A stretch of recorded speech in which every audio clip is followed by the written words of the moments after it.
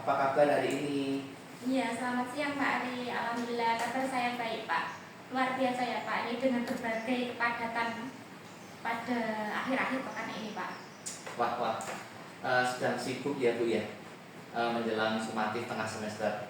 Baik Bu, hari ini kita kan ada janjian untuk pelaksanaan coaching ya. Dan sesuai rencana saya sebagai observer dan coach di praktek coaching ini, bisakah kita mulai bincang-bincang pada observasi ini Bu? Bisa Pak. Jadwal coaching hari ini bersama coach Munasiro Pak. Kita alhamdulillah sudah siap dan semoga kegiatan ini lancar ya Pak. Amin. Baik Bu, sebagai awalan kita akan berdiskusi dulu untuk indikator penilaiannya. Ketika coaching, nanti Ibu akan menggunakan alur apa ya? Rencananya saya akan menggunakan alur Tirta Pak saat coaching nanti. Wah, bagus sekali itu Bu. Lalu dalam coaching nanti, bagaimana Ibu akan membantu coach mengembangkan dirinya? Saya akan membantu si coach mengembangkan kompetensinya, mengembangkan dirinya dengan menerapkan kompetensi inti dari coaching Pak. Mantap sekali itu Bu. Saya akan mengamati bagaimana Ibu nanti menjalankan alur Tirta dan penerapan kompetensi inti coaching ya Bu ya. Selanjutnya dalam coaching nanti, kompetensi coaching apa yang nanti akan Ibu Putri kembangkan? Ya, sebenarnya rencana saya ingin mengembangkan 3 Pak dari kompetensi ini coaching, yaitu presence, kehadiran penuh, yang kedua pendengaran aktif, dan yang ketiga mengajukan pertanyaan berbobot. Saya rasa ketiganya itu harus dikembangkan Pak, sebab sebagai dasar dari kegiatan coaching ini Pak. Jadi saya ini masih tahap belajar, jadi saya akan berusaha Pak. Oh benar Bu, semua kompetensi itu wajib kita miliki guna keberhasilan proses coaching nanti. Lalu kira-kira bagaimana dari kompetensi coaching yang secara spesifik ingin nanti diobservasi Ibu Putri nanti? Secara spesifik ya Pak, yang ingin diobservasi itu bagian mengajukan pertanyaan berbobot Pak. Karena saya itu masih merasa kesulitan dalam menentukan pertanyaan-pertanyaan yang akan saya ajukan Pak, apalagi dalam proses identifikasi, sehingga saya dapat menggali hal-hal apa saja yang dapat membantu si coach tadi menemukan solusinya. Jadi saya ingin melihat nanti saat coaching sudah melakukannya dengan baik atau masih perlu ditingkatkan lagi Pak. Itu bagus Bu. Kita sepakati ya, kompetensi mengajukan pertanyaan berbobot, khususnya saat Ibu nanti melakukan identifikasi yang diobservasi secara spesifik. Ini untuk pra-observasi yang terakhir nih ya Bu ya. Kira-kira apa saja indikator dari tujuan pengembangan kompetensi mengajukan pertanyaan berbobot tadi Bu? Indikatornya ya Pak, jika saya mampu yang pertama secara umum mampu melakukan coaching sesuai alur Tirta. Yang pertama, yang kedua, saya mampu mencatat hal-hal penting dari jawaban coach. Yang ketiga, saya mampu menemukan kata kunci dari yang diungkapkan si coach Pak. Yang keempat, saya mampu mengajukan pertanyaan sesuai kata kunci dan merujuk pada penemuan solusi. Begitu Pak, 4 tadi Pak. Bagaimana Pak? Itu bagus Bu Putri. Kita sepakati 4 indikator tersebut ya. Oke, terima kasih Bu. Selamat melaksanakan coaching. Semoga kegiatan coaching yang nanti Ibu lakukan dapat berjalan lancar ya Bu Putri. Ya, amin Pak. Siap. Assalamualaikum Bu Nasiro. Bagaimana kabarnya hari ini Bu? Waalaikumsalam Bu Putri. Alhamdulillah sehat Bu. Dan sebelumnya saya terima kasih loh Bu Putri sudah bersedia meluangkan waktu untuk ngobrol dengan saya siang hari ini. Iya, sama-sama Bu Nasiro. Saya juga merasa senang kita bisa bertemu untuk sharing ya Bu, dan berbagi cerita. Oke, silakan Bu Nasiro bisa mulai sharing dan bercerita hari ini bagaimana Bu?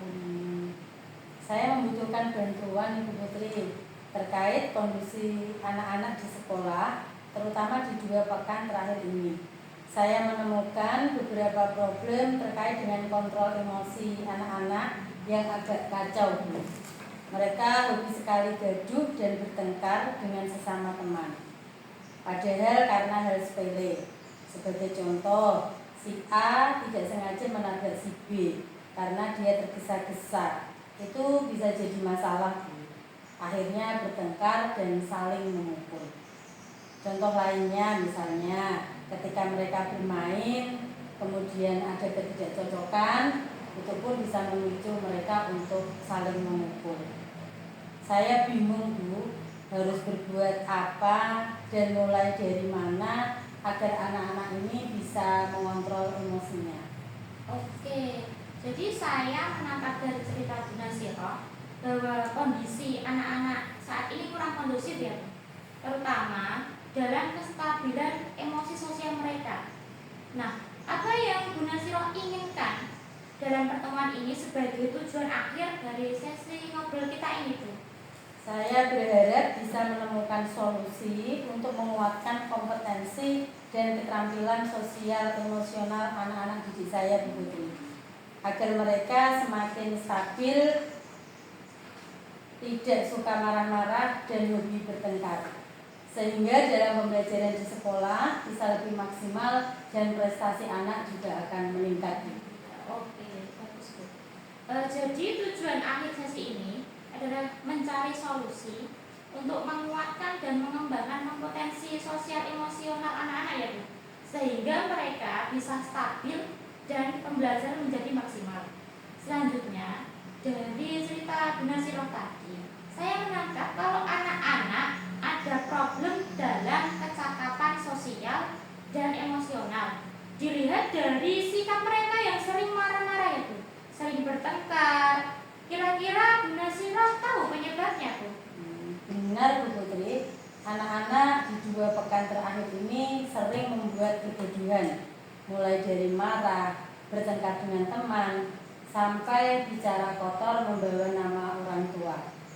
Kalau untuk penyebabnya, hasil dari pengamatan saya ya, Bu, kalau anak-anak itu hobi sekali main game peperangan Mobile Legends, Bu. Jadi ketika mereka main, rata-rata kalau mereka kalah atau terjadi kesalahan, pasti sering bicara kotor. Kemudian selama di rumah, anak-anak ini juga kurang mendapatkan perhatian dari orang tua, karena orang tua sibuk bekerja dari pagi sampai petang, Bu. Bahkan kadang yang ada lembur sampai malam hari baru sampai di rumah. Iya. Dari cerita Bu Nasiro tadi, saya dapat menyimpulkan bahwa penyebab kurangnya kompetensi sosial emosional anak itu sangat kompleks ya, Bu.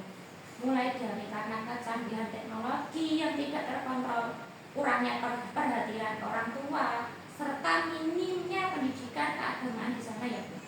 Lalu, untuk saat ini kira-kira apa yang Bu Nasiro miliki sebagai kesempatan agar anak-anak ini berkembang dan kuat kompetensi sosial emosionalnya ya, Bu? Sebenarnya kegiatan anak-anak di sekolah itu cukup panjang ya, Bu Putri. Dan posisi saya saat ini adalah sebagai guru kelas yang mengampu banyak mata pelajaran. Tugas saya juga menguatkan KSE dari mereka. Di waktu sekolah yang lumayan panjang itu, Bu, saya bisa membuat program untuk penguatan kompetensi sosial emosional. Tentunya dengan kolaborasi bersama rekan sejawat dan pemangku kepentingan lainnya. Oke, bagus sekali ya Bu Nasiro. Lalu menurut Bu Nasiro, dari skala 1 sampai 10, idealnya di mana posisi Bu Nasiro saat ini dalam mencapai tujuan peningkatan kompetensi sosial emosional anak-anak? Untuk saat ini ya, Bu, saya berada di posisi 5. Saya ingin berusaha meningkatkan sampai di level 8, Bu.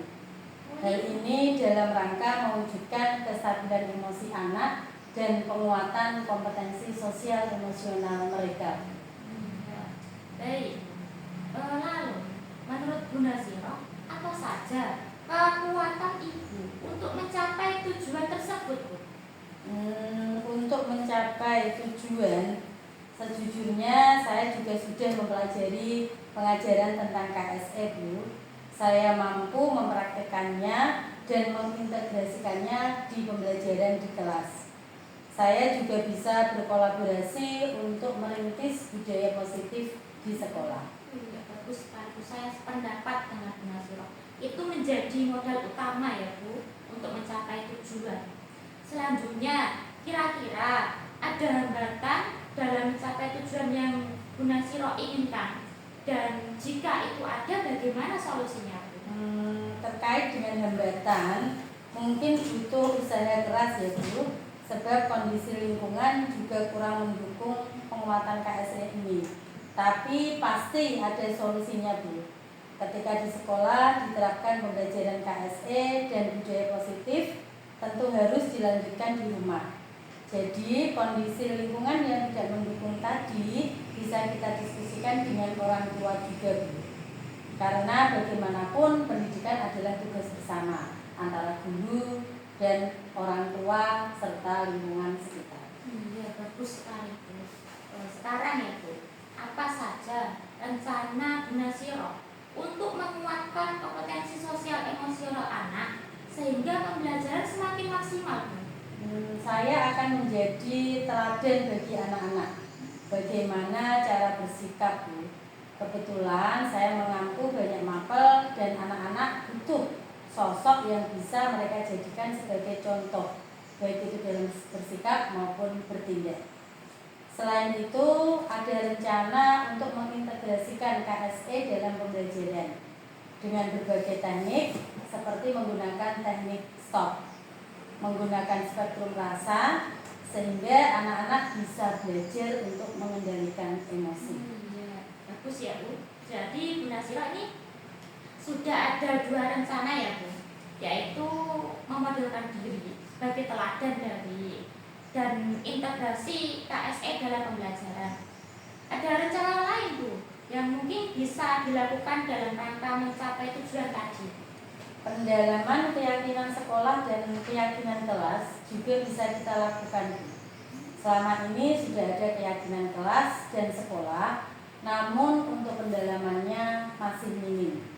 Padahal keyakinan sekolah dan keyakinan kelas itu merupakan nilai-nilai luhur yang sudah kami sepakati bersama. Dalam pendalaman keyakinan sekolah dan keyakinan kelas, saya harus berkolaborasi dengan semua rekan guru.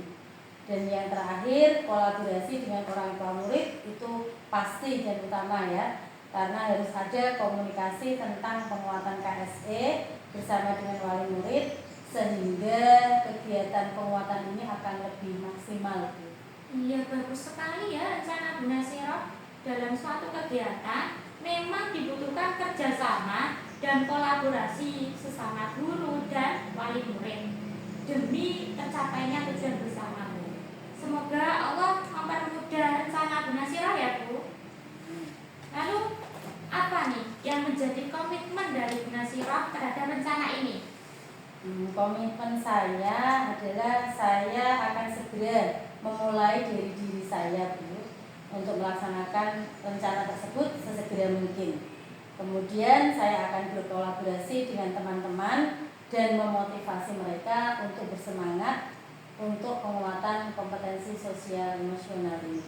Iya, bagus sekali Bu. Saya sangat mendukung itu Bu.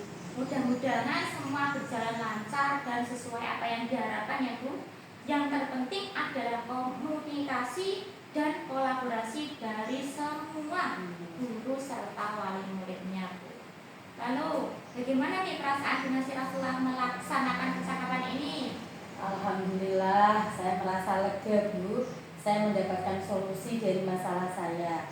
Terima kasih banyak Bu Putri sudah bersedia meluangkan waktu untuk kegiatan sharing saya hari ini Bu. Iya, sama-sama Bu Nasiro.